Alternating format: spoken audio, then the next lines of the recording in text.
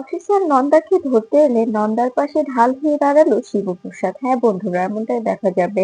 বিস্তারিত জানতে ভিডিওটিতে লাইক দিয়ে চ্যানেলটি সাবস্ক্রাইব করে শুরু থেকে শেষ অবধি দেখতে থাকো। গল্পের শুরুতেই দেখা যাবে নন্দা কাউকে একটা ফোন করতে যাবে, ঠিক তখনই শিবপ্রসাদ বলে ওঠে, কি ব্যাপার নন্দা দেবী, কাকে ফোন করছেন বলুন, কার সঙ্গে কথা বলার জন্য ফোন করছেন? আমি এখানে এসেছিলাম সেটা জানাবেন, তাই তো? তখন নন্দা বলতে থাকে, না না, আপনি এসব কি বলছেন? আমি কই কাউকে তো ফোন করছিলাম না। তখন তখন শিবপ্রসাদ বলতে থাকে, আমি তো নিজ চোখে দেখলাম যে আপনি আপনি কাউকে একটা ফোন করছিলেন, তবে এখন কেন নিষেধ করছেন? তখন নন্দা বলতে থাকে, আপনি আপনি ভুল দেখেছেন, আপনি বুঝতে পারছেন না আমি আমি কাকে ফোন করব, আর আপনি কেনই বা আমার পিছু পিছু ঘুরছেন? আমি তো কিছু বুঝতে পারছি না, আপনি এমন কেন করছেন বলুন তো? তখন শিবপ্রসাদ বলতে থাকে, আপনার ডান হাতের লেখাটা তো দেখেছি, এবার না হয় একটু বাম হাতের লেখাটা দেখান। আপনার বাম হাতের লেখাটা একটু লিখুন, আমিও দেখি। বেশি ওভার স্মার্ট সাজার চেষ্টাও করবেন না, আমার তো মনে হচ্ছে আপনি ওভার স্মার্ট সাজতে চাইছেন। কোনো লাভ হবে না। এখানে এখানে যে দাঁড়িয়ে আছে তার আরেকটা পরিচয় আছে, সেটা কি আপনি জানেন? তখন নন্দা বলতে থাকে, যেমন আপনি কি বলতে চাইছেন? তখন শিবপ্রসাদ বলতে থাকে, আমার আরেকটা পরিচয় আছে, স্পেশাল ব্রাঞ্চ অফিসার পরশুরাম, বুঝতে পেরেছেন আপনি? তখন এ কথা শুনে নন্দা অবাক হয়ে যায়। তখন শিবপ্রসাদ বলতে থাকে, আপনাকে আপনাকে যেটা করতে বলা হয়েছে সেটা করে দিন। ঠিক তখনই নন্দা বা হাতে লেখাটা লিখে দিলে তখন শিবপ্রসাদ বলতে থাকে, ও, এবার তো হুবহু মিলে গেছে। তার মানে চিঠিটা আপনি লিখেছিলেন, তবে এখন কেন অস্বীকার করছেন? আর আপনি আপনি ভয় পাচ্ছেন কেন? ভয় পাওয়ার কোনো কারণ নেই। আমি তো আপনাকে বলেছি যে আপনি আপনি একদম ভয় পাবেন না। আমি আপনার পাশে আছি, আমি আপনাকে প্রোটেক্ট করব।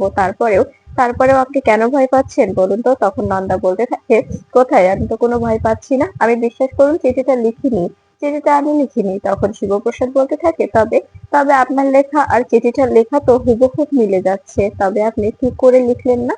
তখন তখন নন্দা বলতে থাকে, কোথায় কোথায় মিলছে? একটুও মিলছে না। তখন শিবপ্রসাদ বলতে থাকে, আমাকে আমাকে লেখা মিলানো শেখাচ্ছেন? এই দেখুন দুটো লেখা একদম একদম সেম টু সেম একরকম হয়েছে। তখন এর কথা শুনে নন্দা ভয় পেয়ে যায়। তখন শিবপ্রসাদ বলতে থাকে, আপনি যা যা জানেন আমাকে যদি না বলেন তবে আমি আপনাকে কলকাতায় নিয়ে যেতে বাধ্য হব। সেখানে গিয়ে ইন্টারোগেট রুমে তুললে তখন এমনিতেই সবকিছু বলতে বাধ্য হবেন। এই বলে শিবপ্রসাদ চলে যায়। এরপরে দেখা যায় অফিসার নন্দার বাড়ি আসে, আর সেখানে এসে দেখতে পায় নন্দা ঘর গোছাচ্ছে। ঠিক তখনই অফিসার বলতে থাকে, এই মেয়ে, তোর বাড়িতে যে একটা ছেলে এসেছিল সে ছেলেটা কোথায়? তখন নন্দা এই কথা শুনে অবাক হয়ে যায় আর বলতে থাকে, কোন ছেলে? তখন তখন অফিসার বলতে থাকে, কেন ন্যাকামি করছিস কেন? কোন ছেলে তুই জানিস না? একটা ছেলে এসেছিল তোকে ইন্টারোগেট করতে, সেই ছেলেটা কোথায় বল? তখন নন্দা বলতে থাকে, আমি জানি না কোথায়। তখন তখন অফিসার বলতে থাকে, ছেলেটা কি বলছিল তোকে? ছেলেটার সঙ্গে কি কথা হচ্ছিল তোর? তখন নন্দা বলতে থাকে, কিছু না, আমি কেন বলবো আপনাকে, আর উনি আমাকে কিছুই বলেনি। তখন তখন দেখা যায় অফিসার বলতে থাকে, অনেক অনেক ন্যাকামো করেছিস, অনেক কথা বলেছিস, আর নয়। এবার বল যে ছেলেটা কেন এসেছিল, আর কি বা বললো, আর ছেলেটাই বা কোথায়? তখন নন্দা বলতে থাকে, আসলে আসলে ও আমাকে শিবানীর ব্যাপারে জিজ্ঞেস করছিল, বলছিল শিবানীকে চিনো কিনা, শিবানীকে আমি চিনি কিনা, শিবানী কোথায় থাকে, এগুলোই জিজ্ঞেস করছিল, এর বাইরে আর কিছুই নয়। তখনই দেখা যায় নন্দাকে টানতে টানতে নিয়ে যেতে থাকে কনস্টেবল। তখন অফিসার বলতে থাকে, তুই তুই কি বলেছিস যে নন্দাকে তুই শিবানীকে চিনিস, তাই না? তখন নন্দা বলতে থাকে, না, আমি বলিনি। ঠিক তখনই পরশুরাম এসে অফিসারের সামনে দাঁড়ায় আর বলতে থাকে, এই যে মিস্টার, আপনি যেভাবে ওকে নিয়ে যাচ্ছেন, আপনি এটা কোন রাউন্ডে নিয়ে যাচ্ছেন সেটা যদি জানতে পারতাম তবে ভালো হতো। তখন এ কথা শুনে অফিসার বলতে থাকে, সেই কৈফিয়ত কি আমি আপনাকে দেব? তখন শিবপ্রসাদ বলতে থাকে, অবভিয়াসলি দেবেন, আর আপনি আপনি আমাকে স্যার বলে ডাকবেন, কল মি স্যার, বুঝতে পেরেছেন? তখন অফিসার বলতে থাকে, কেন, কোন ভিত্তিতে আমি আপনাকে স্যার বলে ডাকবো? তখন শিবপ্রসাদ বলতে থাকে, আপনি হয়তো ভুলে যাচ্ছেন আমি কে, আমার পরিচয়টা কি, তাই আপনি আমাকে স্যার বলতে বাধ্য। আর যদি আপনি আমাকে স্যার না বলে আমার সঙ্গে আমার তদন্তের কাজে সাহায্য না করেন তবে আমি আপনার জন্য উপর মহলে কমপ্লেন জানাতে পারি। আমি কমপ্লেন করলে কি হতে পারে আপনার কোনো ধারণা আছে? তখন অফিসার বলতে থাকে, আপনি কিচ্ছু করতে পারবেন না, এই থানা থেকে আমাকে কেউ সরাতে পারবে না, আমার চাকরিটা কেউ কেড়ে নিতে পারবে না, আমার সেগুলো লোকের সঙ্গে হাত করা আছে। এ কথা শুনে শিবপ্রসাদ বলতে থাকে, তবে তো ক্লিয়ারই হয়ে গেল, আপনি আপনি এখানে এখানে সবকিছু জানেন, কিন্তু টাকা খাইয়ে চুপ করে রেখেছে আপনাকে। আপনি টাকার কাছে বিক্রি হয়ে গেছেন, তাই আপনাকে আপনাকে আমি চাইলে পুড়ি মেরে এখান থেকে সরিয়ে দিতে পারি, কিন্তু কিন্তু আমি কারো রুজির উপরে হাত দিতে চাই না। এরপরে দেখা যায় অফিসার চলে গেলে তখন জানালার পাশে কেউ একজন দাঁড়িয়ে উঁকি মারছে। ঠিক তখনই শিবপ্রসাদ দেখে ফেলে। এরপরে বলতে থাকে, কে ওখানে দাঁড়িয়ে উঁকি মারছে? তখন তখন দেখা যায় লোকটা পালাতে যাবে, ঠিক তখনই সেখানে গিয়ে শিবপ্রসাদ তাকে ধরে ফেলে আর বলতে থাকে, এভাবে এভাবে এখানে উঁকি ঝুঁকি মারছিস কেন? এখানে কি শুনছিলি তুই?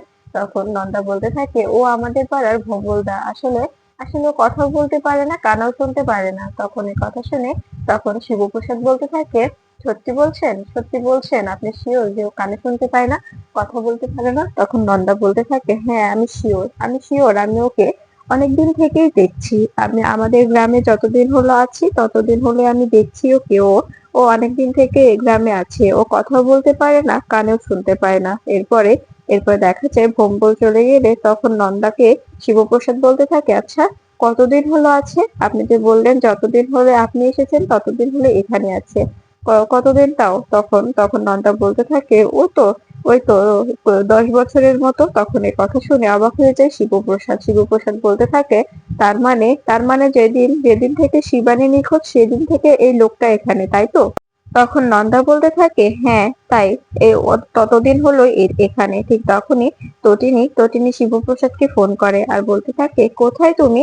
তখন শিবপ্রসাদ বলতে থাকে, আমি আছি, তুমি কোথায়? তখন তখন তটিনী বলতে থাকে, এই তো আমিও আসছি, তুমি তুমি চিন্তা করো না, আমি আমি একটু পরেই পৌঁছে যাব। তুমি একদম একদম কোনোভাবেই চিন্তা করবে না, কোনো ভয় পাবে না, তুমি সবকিছু খুঁজে পাবে, তোমার বোনকে তুমি খুঁজে পাবে। তখন শিবপ্রসাদ বলতে থাকে, ঠিক আছে তুমি এসো। এখানে এখানে আমি কিছুই বুঝতে পারছি না, ক্রমশ ক্রমশ রহস্যের চাল বেড়েই চলেছে। তখন তখন তটিনী বলতে থাকে, তুমি একদম চিন্তা করো না, আমি এসে দুজনে মিলে ব্যাপারটা সলভ করব, তুমি তুমি একদম ভেবো না। এই বলে ফোনটা কেটে দেয় তটিনী। এরপরে দেখা যায় নন্দা বলতে থাকে, আচ্ছা শিবানী আপনার কে হয়? শিবানীর জন্য আপনি এতটা কষ্ট পাচ্ছেন কেন? তখন শিবপ্রসাদ বলতে থাকে, আমার বোন আমার বোন শিবানী, আমি শিবানীর ভাই। তখন এই কথা শুনে অবাক হয়ে যায় নন্দা। এরপরে দেখা যায় শিবপ্রসাদ ঘুমানোর জন্য চলে যায় আর সেখানে সেখানে বিছানায় ঘুমাচ্ছে। ঠিক তখনই দেখা যায় আড়াল থেকে কেউ একজন জানালা দিয়ে উঁকি মারতে থাকে আর দেখতে থাকে শিবপ্রসাদ ঘুমিয়েছে কিনা। এরপরে দেখা যায় শিবপ্রসাদ ঘুমালে তখন তখন লোকটা বলতে থাকে, এবার ঘুমিয়েছে, এবার আমার কাজটা করতে হবে। ঠিক তখনই তটিনী ফোন করলে শিবপ্রসাদ তটিনীর ফোনটা ধরে আর তটিনীকে বলতে থাকে, কি ব্যাপার তটিনী, এখনো এলে না, কোথায় তুমি? তখন তটিনী বলতে থাকে, আসলে আসলে আমার গাড়িটা না একটু নষ্ট হয়ে গেছে, তুমি কি করছিলে? তখন তখন শিবপ্রসাদ বলতে থাকে, তোমার চিন্তায় তো আমার ভালোই লাগছে না, তুমি কখন আসবে, কি করবে, আমি কিচ্ছু বুঝতে পারছি না। তখন তটিনী বলতে থাকে, তোমার আমার চিন্তা হচ্ছে নাকি তুমি ঘুমাচ্ছ বলো তো? তখন তখন দেখা যায় শিবপ্রসাদ বলতে থাকে, ওই একটু চোখ লেগে এসেছিল, সারাদিন যা ধকল গিয়েছে না, তাই একটু চোখ লেগে গিয়েছিল আর আমি তোমার কথাই ভাবছিলাম। তখন তখন তটিনী বলতে থাকে, তুমি কিন্তু না খেয়ে ঘুমাবে না, আমি তোমার জন্য খাবার নিয়ে এসেছি, একটু পরেই আমি পৌঁছে যাব, আমি তোমাকে নিজ হাতে খাইয়ে দিব, ঠিক আছে? দুজনে একসঙ্গে ডিনার করব। তখন শিবপ্রসাদ বলতে থাকে, বাচ্চারা কোথায়? তখন তটিনী বলতে থাকে, ওদেরকে মায়ের কাছে রেখে এসেছি। তখন শিবপ্রসাদ বলতে থাকে, তটিনী 1 মিনিট দাঁড়াও, কিছু একটা শব্দ হচ্ছে। তখন তখন তটিনী বলতে থাকে, তার মানে? তখন তটিনীকে শিবপ্রসাদ বলতে থাকে, ফোনটা একটু হোল্ডে রাখো, আমি আমি তোমার সঙ্গে কথা বলছি, তুমি তুমি ফোনে থাকবে, ফোন থেকে কোথাও যাবে না। তখন তটিনী বলতে থাকে, ঠিক আছে, তুমি একদম ভয় পেও না, আস্তে আস্তে সাবধানে এগিয়ে যাও। এরপরে দেখা যায় শিবপ্রসাদ সেখান থেকে উঠে বাইরে আসে হাঁটতে হাঁটতে থাকে বাইরের দিকে আর চারপাশে খুঁজতে থাকে কোথা থেকে শব্দটা আসছে। ক্রমশই শব্দটা বেড়েই চলছে। তখন দেখা যায় শিবপ্রসাদ বলতে থাকে, কে ওখানে? তখন তখন দেখা যায় হঠাৎ নজর পড়ে যায় ভোম্বল মাটিতে কিছু একটা খুঁড়ছে। এটা দেখে অবাক হয়ে যায় শিবপ্রসাদ। তখন শিবপ্রসাদ বলতে থাকে, এই লোকটা নাকি কানে শোনে না, কথাও বলতে পারে না, তবে এত রাতে উনি ওখানে মাটি খুঁড়ছে কেন? ওখানে ওখানে কি আছে আর ওখানে উনি কি বা করছে? এরপরে দেখা যায় শিবপ্রসাদ তটিনীকে ফোন করে বলতে থাকে, তটিনী, তুমি তুমি একটু ফোনটা রাখো, আমি তোমাকে পরে ফোন করছি, তোমাকে আমি পরে ফোন করে তোমার সঙ্গে কথা বলছি, ঠিক আছে?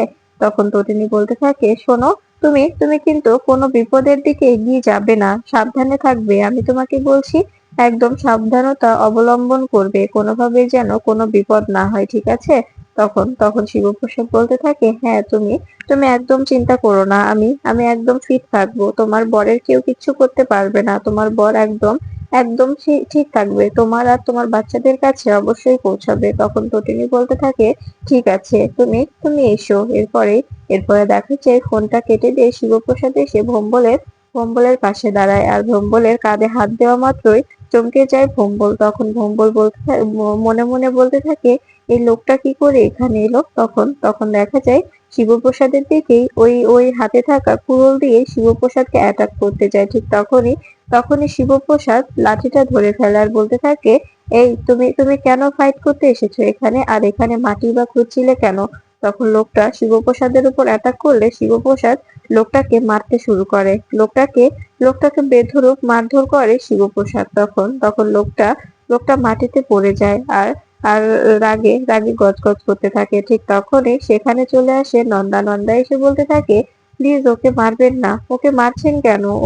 ওকে এভাবে এভাবে মারছেন কেন? ও কি করেছে? তখন তখন শিবপ্রসাদ বলতে থাকে, ও কি করেছে কি করেনি সেটা বলো।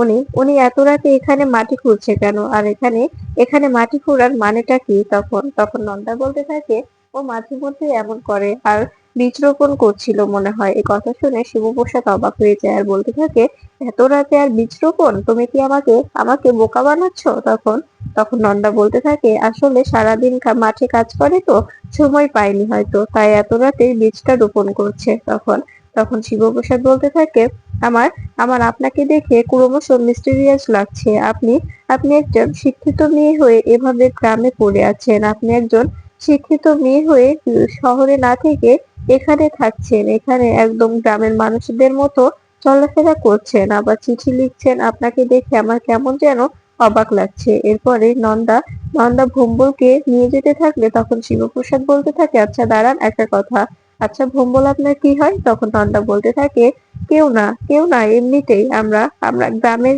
একসঙ্গে থাকি তো, তাই আমি ভম্বলদা বলে ডাকি। তখন এ কথা শুনে নন্দাকে শিবপ্রসাদ বলতে থাকে, আপনাকে দেখে আমার মনে হচ্ছে যে এর মধ্যে কোনো অন্য ব্যাপার আছে, কারণ কারণ আপনি যেভাবে ওনাকে জড়িয়ে ধরে নিয়ে যাচ্ছেন, কোনো পরপুরুষকে কোনো মেয়ে এভাবে ধরতে পারে না। আপনাকে দেখে আমার প্রচন্ড সন্দেহ হচ্ছে, আপনি কি লুকোচ্ছেন এক্স্যাক্টলি বলবেন? তখন তখন নন্দা বলতে থাকে, কোথায় কিছু তো লুকোচ্ছি না আমি, আপনি ভুল বলছেন। তখন তখন শিবপ্রসাদ বলতে থাকে, আপনি হয়তো ভুলে যাচ্ছেন যে আমি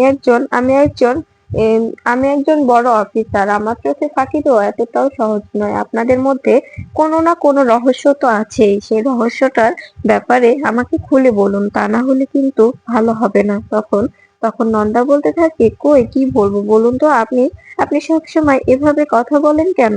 তখন তখন শিবপ্রসাদ বলতে থাকে, ঠিক আছে, আপনারা আসতে পারুন, আপনারা আসুন। তখন তখন নন্দা নন্দা ভম্বলকে নিয়ে চলে যায়। তখন শিবপ্রসাদ বলতে থাকে, কি করব বুঝতেই পারছি না, এখানে তো ক্রমশ ক্রমশ রহস্যের চাল বেড়েই চলেছে, এরা এরা নিজেদের মধ্যে কি এমন গোপনতা লুকিয়ে রেখেছে, আমি তো কিছুই বুঝতে পারছি না। কিন্তু শিবানী বা কোথায়, শিবানী কোথায় থাকতো, শিবানীর বাড়ি কোথায়? ঠিক তখনই তটিনী শিবপ্রসাদকে ফোন করে আর বলতে থাকে, তুমি ঠিক আছো তো? ওভাবে ওভাবে ফোন কেটে দিলে আমার প্রচন্ড টেনশন হচ্ছিল। তখন তখন শিবপ্রসাদ বলতে থাকে, হ্যাঁ তটিনী, আমি একদম ঠিক আছি, তুমি চিন্তা করো না। তখন তখন বলতে থাকে, তুমি তুমি এভাবে ফোন কাটলে কেন, কি হয়েছিল? তখন শিবপ্রসাদ বলতে থাকে, ওই যে তোমাকে বললাম না, ভম্বল বলে একটি ছেলে, সে উনি উনি আমাদের যে বাড়িতে আমি আছি সে বাড়ির উঠোনে কিছু একটা দিয়ে মাটি খুঁড়ছিল, কিন্তু কেন, এটাই বুঝতে পারছি না। জানো, এখানে ক্রমশ ক্রমশ রহস্যের জাল বেরিয়ে চলছে।